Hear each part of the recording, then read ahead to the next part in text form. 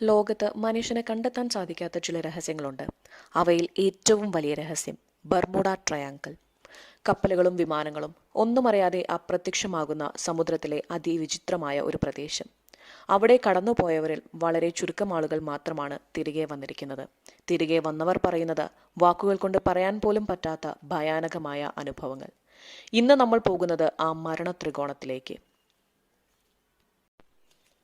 Bermuda triangle എന്ന് വിളിക്കുന്നത് എവിടെയാണ്?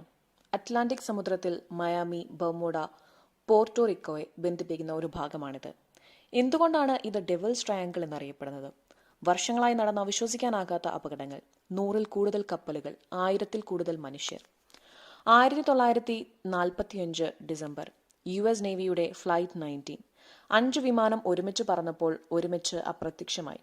14 പൈലറ്റുകളെ കാണാതായി. അവരെ രക്ഷിക്കാൻ അയച്ച റെസ്ക്യൂ പ്ലാൻ പോലും നഷ്ടമായി. 27 പേർ ഇന്നും എവിടെയാണ്, എന്താണ് എന്ന് ഒന്നും അറിയത്തില്ല. കൊളംബസ് തന്നെ തന്റെ യാത്രകളിൽ ഇവിടെ കോമ്പസ് തെറ്റിപ്പോയി എന്ന് രേഖപ്പെടുത്തിയിട്ടുണ്ട്. 1918 USS എന്ന വലിയ കപ്പൽ ഒരു തെളിവുമില്ലാതെ മൺമറഞ്ഞു.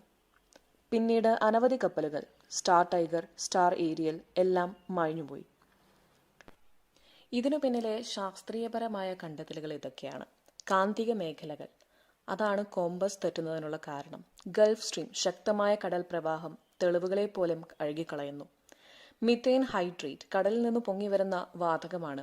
അതായിരിക്കാം കപ്പലുകൾ മുങ്ങാൻ കാരണമായിരിക്കുക. കാലാവസ്ഥ